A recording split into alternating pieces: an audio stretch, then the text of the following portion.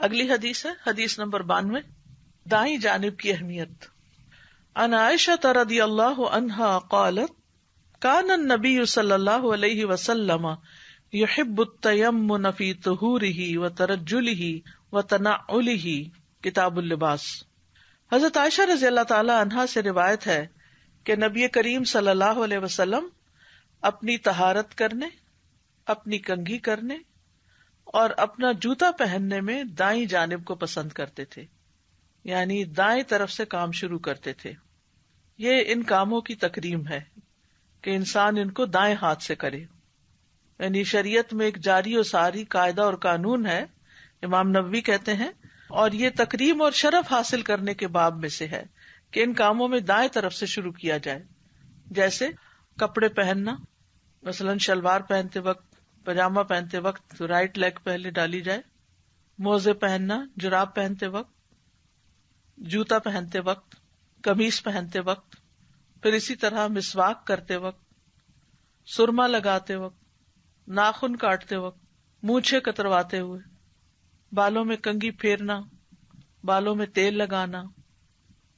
اسی طرح بغلوں کے بال اکھاڑنا، سر کے بال موڑنا، پھر مسجد میں داخل ہونا، دایاں پاؤں پہلے ڈالا جائے، نماز میں سلام پھیرنا، پہلے دائیں طرف پھیرا جائے، طہارت کے اعضاء دھونا اور بیت الخلاء سے باہر آنا۔ طہارت کے اعضاء کون سے ہیں؟ یعنی استنجا، اور پھر اس کے بعد واپس آنا، اگر وضو کرنا ہو تو وضو کر لینا، ورنہ بیت الخلاء سے باہر آنا۔ پھر اسی طرح کھانا پینا، مصافحہ کرنا، ہاتھ ملانا یعنی دوسرے سے، حجر اسود کا استلام کرنا، اور اس طرح کے دیگر کام جو ان کاموں کے ہم معنی ہوں ان میں دائیں طرف سے شروع کرنا مستحب ہے، اور جو ان کاموں کے علاوہ ہوں، اپوزٹ ہوں، جیسے بیت الخلاء میں داخل ہونا، ایک ہے مسجد میں داخل ہونا تو رائٹ پاؤں رکھیں گے، اور ایک کیا ہے بیت الخلاء میں داخل ہونا تو اس میں پہلے لیفٹ پاؤں رکھیں گے۔ مسجد سے نکلتے وقت لیفٹ پاؤں باہر پہلے کریں گے۔ ناک کو صاف کرنا، یعنی نتنا ایک یا دوسرا پہلے لیفٹ صاف کریں گے، اور استنجا کرنا اور کپڑے اتارنا، یعنی پہنتے وقت دایاں پاؤں ڈالیں گے پہلے اور اتارتے وقت لیفٹ پہلے اتاریں گے، اور شلوار اتارنا، موزے اتارنا، اور اسی طرح کے دیگر کام ان میں بائیں طرف سے شروع کرنا مستحب ہے۔ اور یہ سب کچھ اس لیے کہ دایاں ہاتھ محترم اور قابل شرف ہے، دائیں جانب کی ہمارے دین میں ایک اہمیت ہے۔ مثلا اللہ سبحانہ تعالیٰ کے بارے میں آتا ہے کہ رحمان کے دونوں ہاتھ دائیں ہیں۔ پھر دائیں ہاتھ والے کون ہیں؟ جو جنت میں جانے والے لوگ ہیں۔ وَأَصْحَابُ الْيَمِينِ مَا أَصْحَابُ الْيَمِينِ فِي سِدْرٍ مَّخْضُودٍ وَطَلْحٍ مَّمْدُودٍ وَظِلٍّ مَّمْدُودٍ وَمَاءٍ مَّسْكُوبٍ وَفَاكِهَةٍ كَثِيرَةٍ لَا مَقْطُوعَةٍ وَلَا مَمْنُوعَةٍ وَفُرُشٍ مَّرْفُوعَةٍ إِنَّا أَنشَأْنَاهُنَّ إِنشَاءً فَجَعَلْنَاهُنَّ أَبْكَارًا عُرُبًا أَتْرَابًا لِأَصْحَابِ الْيَمِينِ۔ تو اس سے یہ پتہ چلتا ہے کہ دائیں ہاتھ کی کتنی اہمیت ہے کہ جنتیوں کو دائیں ہاتھ والا کہا گیا۔ یمین کا لفظ یومن سے بھی ہے، یومن کہتے ہیں خوش بختی کو،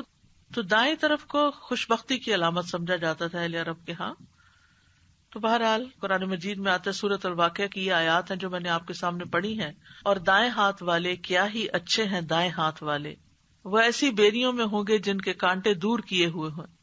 اور ایسے کیلوں میں جو تہ بتہ لگے ہوئے ہیں، اور ایسے سائے میں جو خوب پھیلا ہوا ہے، اور بہت زیادہ پھلوں میں جو نہ کبھی ختم ہوں گے اور نہ ہی ان میں کوئی روک ٹوک ہوگی، اور اونچے بستروں میں۔ بلا شبہ ہم نے ان بستر والی عورتوں کو پیدا کیا، نئے سرے سے پیدا کرنا، بس ہم نے انہیں کنواریاں بنا دیا جو خامدوں کے محبوب ان کی ہم عمر ہیں دائیں ہاتھ والوں کے لیے۔ تو یہ دائیں ہاتھ والوں کا تفصیلی بیان ہے سورۃ الواقعہ میں، اور سورتوں میں بھی اصحاب الیمین کا ذکر آتا ہے۔ مسجد میں دائیں جانب سے داخل ہونا چاہیے۔ ابن عمر رضی اللہ عنہما مسجد میں داخل ہونے کے لیے دائیں پاؤں اور نکلتے وقت بائیں پاؤں سے ابتدا کرتے تھے، یعنی مین ڈور سے بھی نکلتے تو پہلے بایاں پاؤں نکالتے اور پھر دایاں نکالتے، داخل ہوتے وقت کون سا ڈالتے؟ پہلے دایاں اور پھر بایاں۔ پھر اسی طرح جوتا بھی پہلے دایاں پہننا چاہیے۔ ابو ہریرہ رضی اللہ عنہ سے روایت ہے کہ رسول اللہ صلی اللہ علیہ وسلم نے فرمایا، جب تم میں سے کوئی شخص جوتا پہنے تو دائیں پاؤں سے ابتدا کرے، اور جب جوتا اتارے تو بائیں پاؤں سے ابتدا کرے۔ یہ بات یاد رکھیے گا، اتارتے وقت بایاں پاؤں ہوتا ہے، اور وہ دونوں جوتے پہنے یا دونوں اتارے، یعنی یہ نہیں کہ ایک جوتا پہن کے انسان اچھل کود شروع کر دے جیسے بچے عام طور پہ کرتے ہیں، تو پھر اس میں کیا ہے کہ نقصان ہو سکتا ہے۔ ایک پاؤں پہن کے بھاگ نکلتے ہیں ماں کے ہاتھوں سے چھوٹ کے، تو ایسا نہیں ہونا چاہیے۔ یا دونوں پاؤں میں جوتا ہونا چاہیے یا دونوں میں نہیں ہونا چاہیے، اور اگر پہنائیں بچوں کو بھی تو ان کو بتائیں، یعنی صرف یہ نہیں کہ آپ خود دائیں پاؤں میں پہنا کے بس ختم کر دیں کام، اور بتائیں کہ ہم بسم اللہ پڑھ کے کام کرتے ہیں اور دائیں ہاتھ سے شروع کرتے ہیں۔ پھر اسی طرح کھانا بھی دائیں ہاتھ سے کھانا چاہیے۔ عمر بن ابی سلمہ سے مروی ہے، وہ کہتے ہیں کہ میں بچہ تھا اور رسول اللہ صلی اللہ علیہ وسلم کی پرورش میں تھا۔ یہ حضرت ام سلمہ کے بیٹے ہیں، حضرت ابو سلمہ کے۔ اور کھاتے وقت میرا ہاتھ برتن میں چاروں طرف گھومتا تھا، تو رسول اللہ صلی اللہ علیہ وسلم نے مجھ سے فرمایا، اے بیٹے، بسم اللہ پڑھ لیا کرو اور اپنے دائیں ہاتھ سے کھایا کرو، اور برتن میں وہاں سے کھایا کرو جو جگہ تم سے نزدیک ہو۔ چنانچہ اس کے بعد ہمیشہ میں اسی ہدایت کے مطابق کھاتا رہا، یعنی اس کے بعد انہوں نے دوبارہ وہ چیز نہیں چھوڑی، چاہے نبی صلی اللہ علیہ وسلم دیکھ رہے ہوں یا نہ دیکھ رہے ہوں۔ اسی کا نام تقویٰ ہے کہ انسان کو جب علم کی بات، سنت کی بات صحیح دلیل کے ساتھ مل جائے تو پھر وہ لوگوں کے سامنے بھی اور لوگوں کے علاوہ بھی اس پر قائم رہے۔ بعض اوقات ہم اکیلے ہوتے ہیں تو کچھ کام کر لیتے ہیں، لیکن جب لوگوں کی مجلس میں ہوتے ہیں تو پھر ویسے ہی کھاتے ہیں، ویسے ہی کام شروع کر دیتے ہیں جو دوسرے کر رہے ہوں۔ تو مسلمان کا ایک شعار ہوتا ہے اور وہ اس کے مطابق اپنی زندگی گزارتا ہے۔ اسی طرح اگر کسی کو کوئی درد ہو رہی ہے، دم کرنا ہے آپ کو یا اپنے آپ کو کرنا ہے، تو درد والی جگہ پر دایاں ہاتھ رکھ کے دم کریں، رائٹ ہینڈ۔ عثمان بن ابی العاص سے مروی ہے کہ وہ نبی صلی اللہ علیہ وسلم کے پاس آئے اور انہیں ایک تکلیف پہنچی تھی، قریب تھا کہ وہ تکلیف ان کو کام سے بیکار کر دے گی، یعنی صحابہ کو۔ تو انہوں نے نبی صلی اللہ علیہ وسلم سے اس کا ذکر کیا، تو نبی صلی اللہ علیہ وسلم نے ان سے کہا کہ اپنے دائیں ہاتھ کو تکلیف کی جگہ پر رکھ کر 7 مرتبہ ہاتھ پھیرتے ہوئے یوں کہو، اعوذ بعزت اللہ و قدرتہ من شر ما اجد و احاذر، اللہ کی عزت اور قدرت کی پناہ چاہتا ہوں ہر اس شر سے جس میں مبتلا کیا جاؤں یا مبتلا ہوں۔ تو یہ درد کا بہترین نسخہ ہے کہ درد والی جگہ پر دایاں ہاتھ رکھ دیا جائے، ہتھیلی رکھ دی جائے، اور 3 دفعہ بسم اللہ بسم اللہ بسم اللہ، اور پھر 7 دفعہ یہ پڑھا جائے، اعوذ بعزت اللہ و قدرتہ من شر ما اجد و احاذر۔ اور ایک اور روایت میں خالی اعوذ باللہ و قدرتہ آتا ہے، بعزت اللہ ہی نہیں آتا۔ یہاں ایک بات یہ بھی یاد رکھی جائے کہ دائیں ہاتھ سے طہارت کی ممانعت ہے، دائیں ہاتھ سے طہارت کی ممانعت ہے، یعنی اچھے کام کرنے کے لیے دایاں ہاتھ اور گندے کاموں کے لیے بایاں ہاتھ۔ آپ صلی اللہ علیہ وسلم نے فرمایا، جب تم میں سے کوئی پیشاب کرنے بیٹھے تو اپنے عضو مخصوص کو اپنے دائیں ہاتھ سے نہ چھوئے، اور جب کوئی پخانہ کے لیے آئے تو دائیں ہاتھ سے استنجا نہ کرے۔ بائیں ہاتھ سے کام کرنا شیطان کی صفت ہے، تو مومنوں کو شیطان کی پیروی سے بچانے کے لیے نبی صلی اللہ علیہ وسلم نے واضح تعلیمات دی ہیں۔ ابو ہریرہ رضی اللہ عنہ سے روایت ہے کہ نبی کریم صلی اللہ علیہ وسلم نے فرمایا، تم میں سے ہر ایک اپنے دائیں ہاتھ سے کھائے، اپنے دائیں ہاتھ سے پیے، اپنے دائیں ہاتھ سے چیز لے اور دائیں ہاتھ سے ہی دے، اس لیے کہ شیطان اپنے بائیں ہاتھ سے کھاتا ہے، اپنے بائیں ہاتھ سے پیتا ہے، اپنے بائیں ہاتھ سے چیز لیتا ہے اور بائیں ہاتھ سے ہی لیتا ہے، یعنی لین دین میں بھی بایاں ہاتھ استعمال کرتا ہے۔ تو ہمیں ہر وہ چیز کرنا منع ہے جس کے پیچھے شیطان کا طریقہ ہو، یعنی شیطان کا طریقہ اختیار کرنا اور اپنے دین کا طریقہ چھوڑ دینا، یہ مسلمان کی شان نشان نہیں۔ جی اگلی حدیث ہے فطرت کے 5 کام۔ عن ابی ہریرہ رضی اللہ عنہ سمعت النبی صلی اللہ علیہ وسلم یقول الفطرۃ 5 الختان والاستحداد وقص الشارب وتقلیم الاظفار ونتف الآباط۔ کتاب اللباس۔ ابو ہریرہ رضی اللہ عنہ سے روایت ہے کہ میں نے نبی کریم صلی اللہ علیہ وسلم کو فرماتے ہوئے سنا، 5 چیزیں فطرت سے ہیں: ختنہ کروانا، زیر ناف بالوں کی صفائی کرنا، مونچھیں کترنا، ناخن کاٹنا اور بغلوں کے بال اکھیڑنا۔ فطرت کی 2 قسمیں ہیں۔ نبی صلی اللہ علیہ وسلم نے فرمایا الفطرۃ خمس، اور فطرت سے مراد وہ چیز ہے جس پر انسان کو پیدا کیا گیا ہے، یعنی جن چیزوں کی سمجھ انسان کے اندر ہی رکھ دی گئی ہے۔ اور اس کی 2 اقسام ہیں، ایک فطرت باطنی طہارت کا تقاضا کرتی ہے اور دوسری فطرت ظاہری جسم کی طہارت کا تقاضا کرتی ہے۔ اور پاک اور سلامتی والی فطرت ان دونوں طہارتوں کا تقاضا کرتی ہے۔ یعنی کچھ لوگوں کو باطنی طہارت زیادہ مرغوب ہوتی ہے اور اوپر سے وہ گندے مندے رہتے ہیں، یعنی جیسے بعض صوفیاء یا ایسے لوگ جو جنگلوں وغیرہ میں نکل جاتے ہیں، نہ نہاتے ہیں، نہ دھوتے ہیں، نہ بال تراشتے ہیں، نہ ناخن کاٹتے ہیں، لیکن وہ سارا فوکس ان کا اس پر ہوتا ہے کہ ہمارا اندر کا انر سیلف جو ہے، نفس جو ہے وہ پاک ہو جائے۔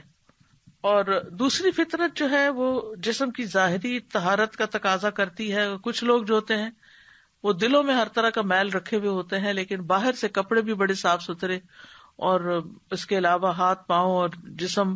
اور ظاہری ٹیپ ٹاپ خوب ہوتی ہے۔ لیکن جو سلیم فطرت انسان ہوتا ہے، جو ایک سچا مومن ہوتا ہے،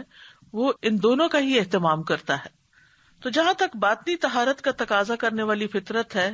تو یہ وہ فطرت ہے جو اللہ کی توحید پر مبنی ہے۔ اور اسی فطرت کے متعلق حدیث میں آتا ہے، ابو ہریرہ رضی اللہ عنہ سے روایت ہے، وہ کہتے ہیں کہ نبی صلی اللہ علیہ وسلم نے فرمایا، ہر بچے کی پیدائش فطرت پر ہوتی ہے،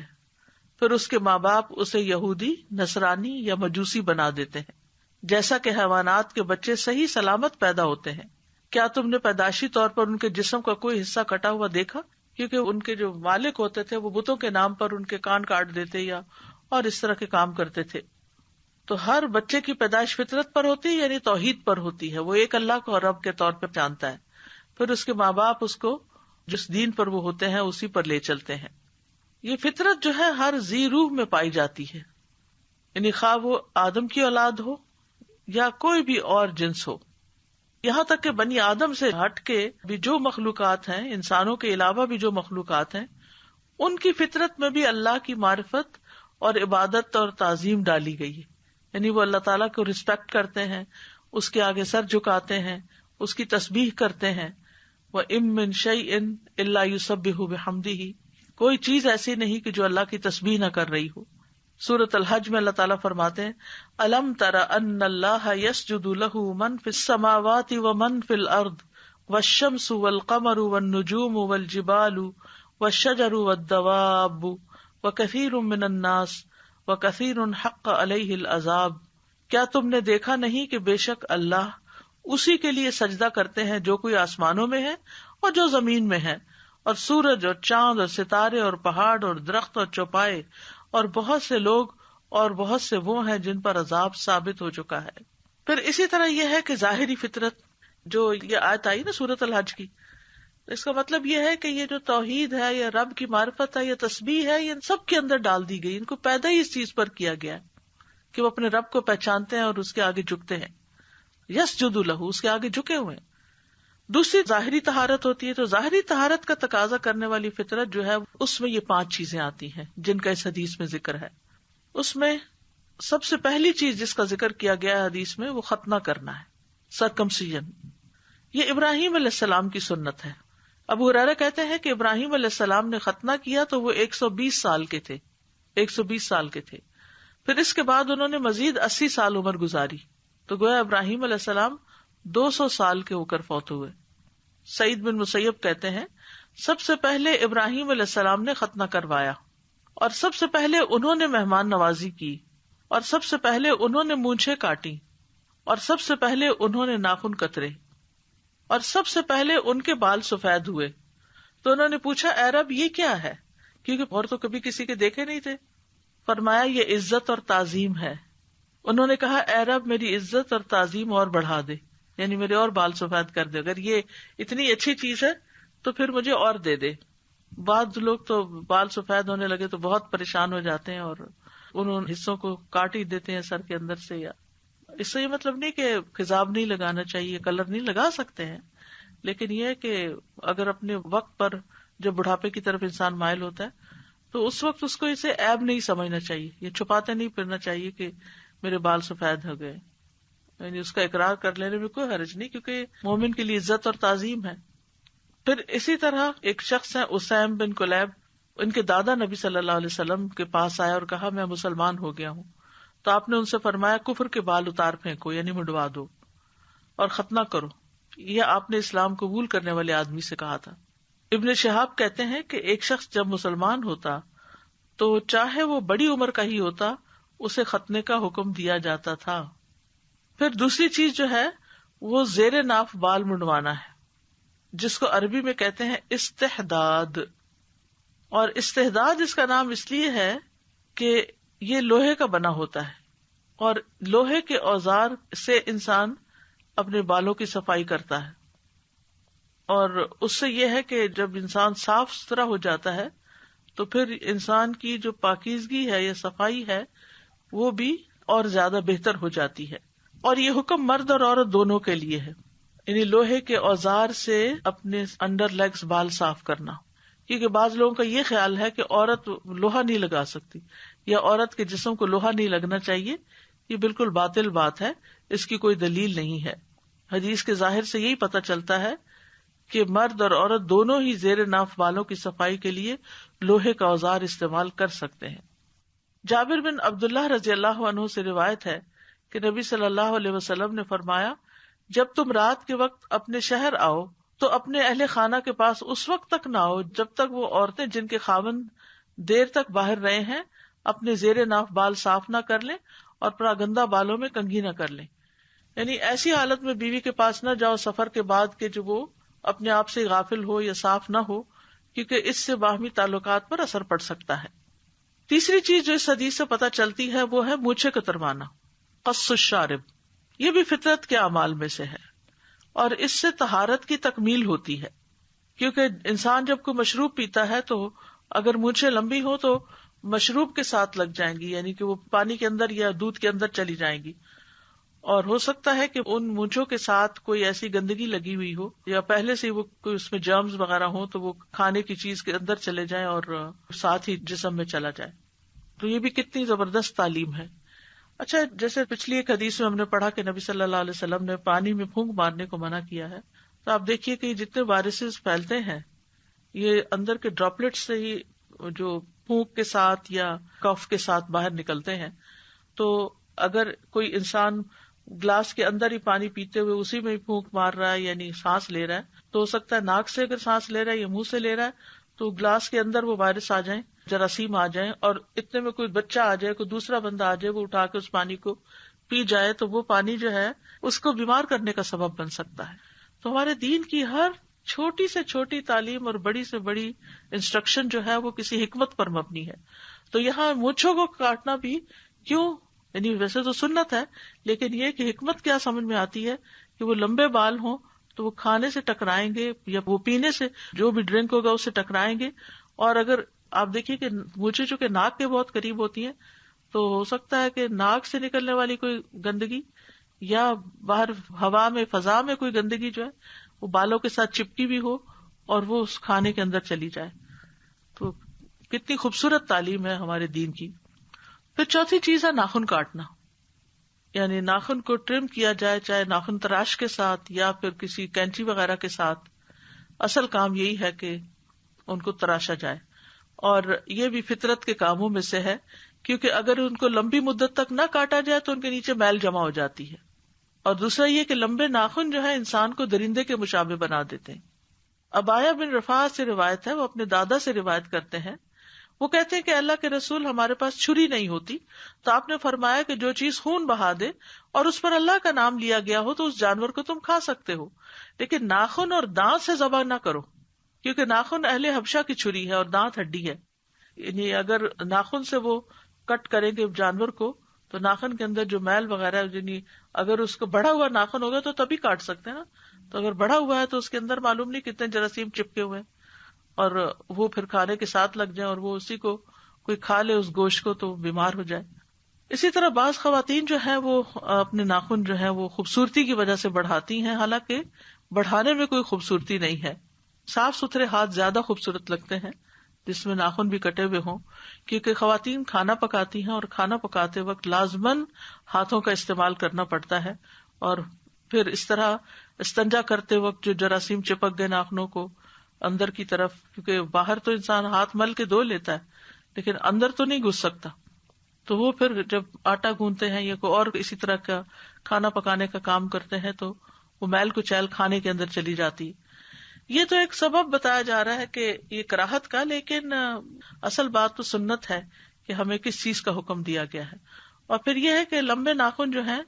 وہ اذیت کا باعث بھی ہوتے ہیں، دوسروں کو چبھ جاتے ہیں، حتیٰ کہ نبی صلی اللہ علیہ وسلم نے اس چیز سے منع کیا کہ مویشیوں کے دودھ دوتے وقت ان کے تھن کو تکلیف نہ پہنچے.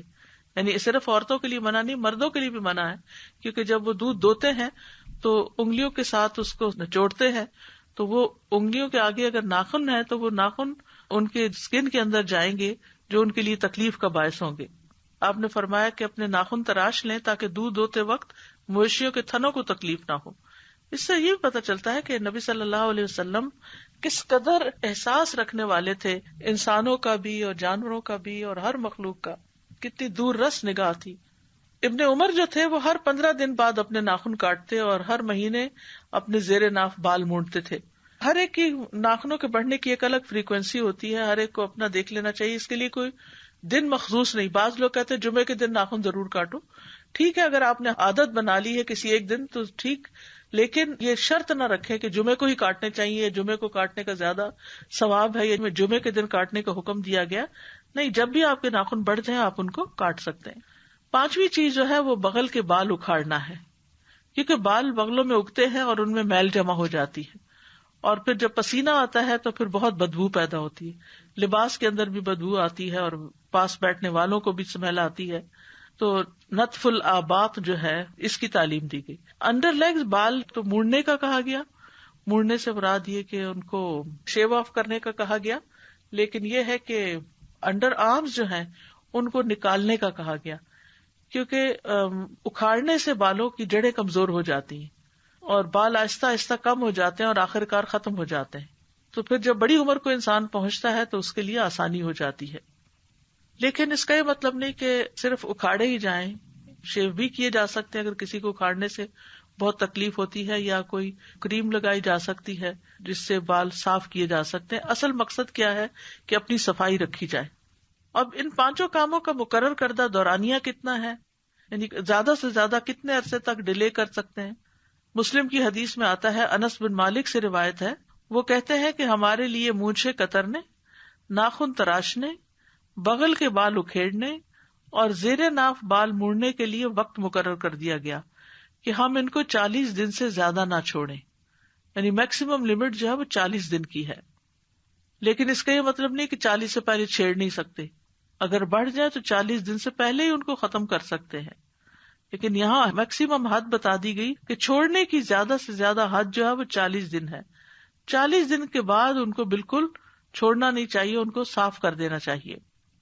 تو یہ تھی فطرت کی کچھ باتیں جو احادیث سے ہمیں پتہ چلی. اللہ تعالیٰ ہمیں عمل کرنے کی توفیق دے، کیونکہ سنت کی پیروی کرنا جو ہے وہ اللہ تعالیٰ کی محبت کو کھینچ لاتا ہے.